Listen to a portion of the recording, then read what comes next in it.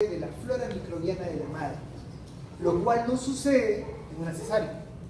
En una cesárea, el individuo va a salir del ambiente estéril directamente a entrar en contacto con los microorganismos, pero del ambiente. Ya no con los microorganismos de la flora de la madre, sino con los patógenos, los microorganismos ambientales. ¿Sí? Básicamente con eso. El otro también va a entrar con los ambientales, pero antes entró también con todos los de la flora microbiana. Entonces hay diferente exposición. Y desde ahí nomás tenemos una diferencia crucial. Porque este contacto con los microorganismos es el despertar del sistema inmunitario. ¿Sí? Este primer contacto al nacer es el despertar del sistema inmunitario. Entonces, ¿por qué? Miren, ejemplos. Un neonato, ¿no?, ya nacido obviamente, entra en contacto con bacterias gram positivas a través de la piel. Estas bacterias gram positivas van a ser reconocidas por los macrófagos de la piel, los histocitos. Y estos macrófagos van a secretar, ¿no?, citoquinas proinflamatorias.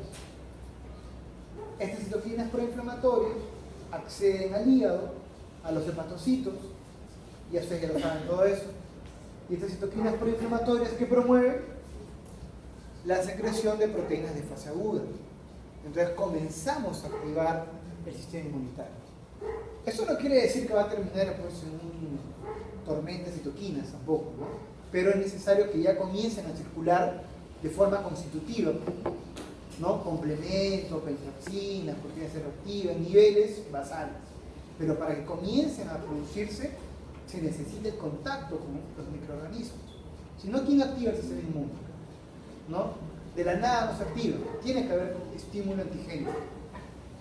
De la misma forma, al momento de ingerir los alimentos, vamos a acceder al contacto con bacterias gram negativas, las cuales activarán otras vías, otros receptores de la inmunidad. Entonces, ¿cuál es el mensaje? Es simplemente que el sistema inmune necesita ser activado, y esto guárdenlo porque al final nos va a servir. Porque no solamente por microorganismos podemos activar al sistema inmunitario, sino también por otro tipo de antígenos que forman parte incluso del calostro.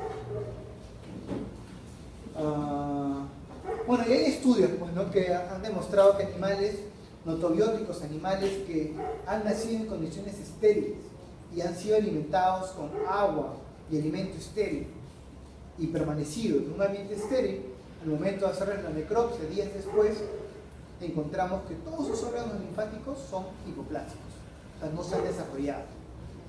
Versus un animal en condiciones normales que presenta nódulos linfáticos, ¿no?, ya incrementados de tamaño, producto de la linfoproliferación, consecuencia del contacto antigénico.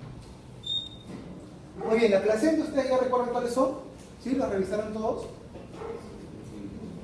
¿Sí? Epitelio corial, endotelio corial y hemocorial.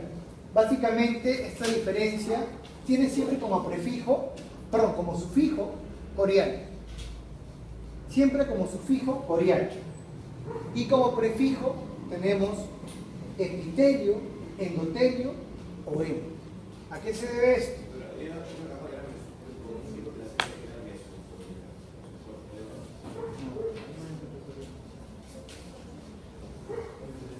Entonces, tenemos acá, ¿a qué se deben estos nombres? Células epiteliales coriónicas. Es decir, siempre los tejidos maternos van a entrar en contacto con el corio. Y es por eso que todos terminan en corial. Pero, dependiendo de qué estructura materna entre en contacto con este corio, va a ir variando el nombre. En este caso, entra en contacto el epitelio. Por eso esta imagen corresponde a una placenta de tipo epitelio corial.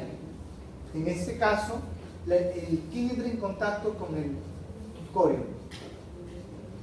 El endotelio. Por eso es endotelio corial. Y en este caso, la sangre directamente. No la de sangre corial, entonces va a ser hemocorial, ¿no? Claro, exacto. Porque acá, miren, hasta que los anticuerpos de la madre que están en la sangre accedan al feto, tienen que atravesar endotelio, tejido conectivo, epitelio, muchas capas. ¿Sí? En cambio acá, directo ya está, ¿no? Y aquí van a haber receptores de la IgG que van a favorecer el traspaso, ¿no? de los anticuerpos. ¿Sí? Entonces tenemos tres tipos de placenta: epitelio corial, endotelio corial y hemocorial. Estos son de acuerdo a los tejidos que están presentes, los tejidos maternos presentes. Y tenemos que en la placenta epitelio corial no hay transferencia de anticuerpos vía placenta, no hay transferencia de anticuerpos. Esta placenta lo poseen rumiantes, camélidos, equinos, porcinos, no hay transferencia. Entonces la única forma de adquirir inmunidad pasiva en estas especies es vía calostro. La otra placenta es el endotelio corial. Acá clásicos ejemplos, perro y gato. Y aquí sí hay una transferencia de anticuerpos, pero es parcial. De todas maneras lo preponderante es el calostro. Y finalmente la hemocorial, donde están los primates no humanos, los humanos y roedores, donde existe una buena transferencia pasiva durante la gestación.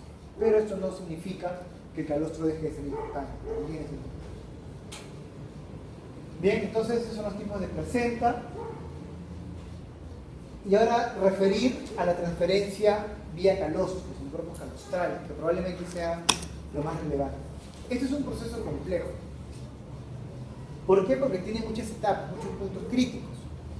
Para empezar, el calostro tiene que ser producido en cantidad y calidad. Es decir, una madre bien alimentada, una madre que haya sido expuesta a los antígenos de interés, por eso es cantidad y calidad, para que produzca calostro. Ese calostro luego tiene que ser ingerido en el momento adecuado y en las cantidades adecuadas. Ese calostro, una vez ingerido, este calostro que contiene los anticuerpos, debe de llegar hasta el intestino delgado sin haberse generado la proteólisis de estos anticuerpos. Y una vez en el intestino delgado, estos anticuerpos calostrales, o MDA, que se conocen como anticuerpos derivados normalmente de la madre, estos anticuerpos tienen que ser translocados del lumen intestinal hasta la circulación intestinal. Son todas las fases. Muy bien, esto ya simplemente para decir que en el suero el IgG predomina, en el calostro el IgG también predomina, pero en la leche, dependiendo si es un rumiante o no rumiante, predominará la IgG o la IgA. Sí.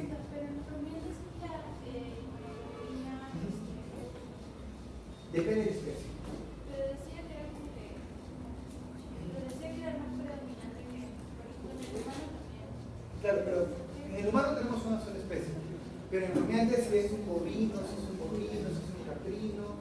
Y en camelios, por ejemplo, hay estudios en alpacas. Y como los camellos tienen estudios distintos, también hay variación, ¿no? Pero sí, probablemente la IgG1 sea, ¿no?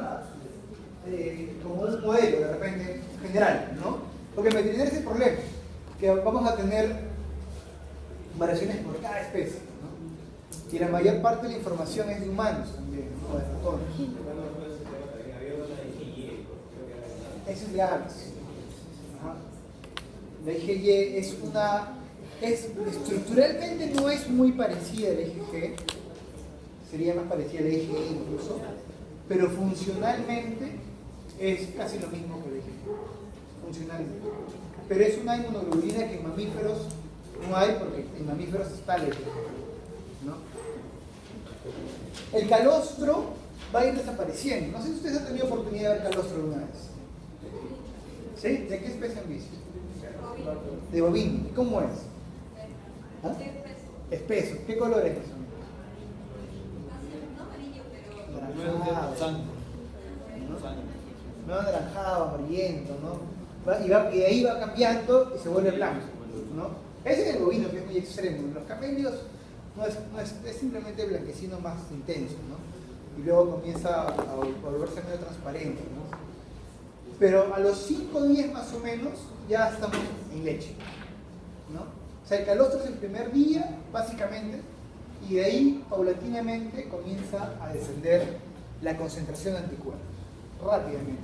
Primer día full y de ahí, y al cuarto o quinto día ya prácticamente está pasando, ¿no? Muy bien, entonces esos anticuerpos tienen que llegar a la circulación del neonato, esa es la misión. Y para eso existen ciertas condiciones. Por ejemplo, uno es que el calostro tiene inhibidores de proteasas, ¿no? Lo cual provee justamente la condición óptima para que esos anticuerpos lleguen intactos al útero intestinal. Por otro lado, en el neonato, el recién nacido, la actividad proteolítica es baja también. Entonces, como la actividad proteolítica es baja, esto da más chance que los anticuerpos lleguen también intactos hacia el intestinal. El pH también. Ajá. Entonces, finalmente llegamos al lumen intestinal y acá son preponderantes unos enterocitos que se conocen con el nombre de enterocitos fetales. ¿Sí? Los enterocitos fetales se les conoce así porque cuando el animal es feto y nace, y es neonato, no es que al nacer cambió todas sus células, ¿no? Mantienen todas las células que las tenía en la recta final del estadio fetal. Pero las células epiteliales constantemente se van renovando, entre ellas las células del epitelio intestinal. Entonces, el neonato nace y los enterocitos intestinales son los mismos que tenía cuando era feto, por eso el nombre enterocito fetal. Pero estos enterocitos van a ser renovados. Entonces, esa urgencia de tomar el calostro va tanto por la actividad proteolítica, por todas las condiciones que hemos mencionado del recién nacido, y también va de la mano con los enterocitos fetales que van a desaparecer. ¿Y cuál es la importancia de estos enterocitos fetales? La importancia radica en que estas células expresan receptores y presentan mecanismos de absorción de anticuerpos.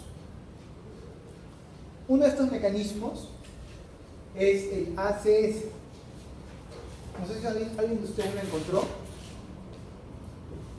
¿Alguien de ustedes lo encontró cuando hizo la revisión? ACS.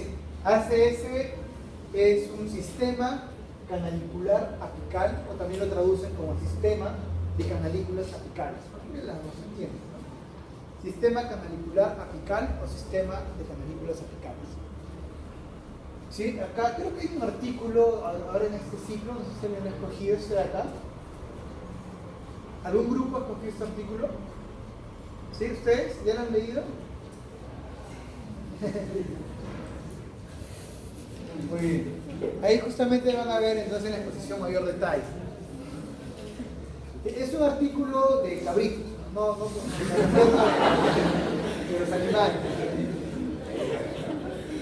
No ha sido ningún indirecto. De cabritos.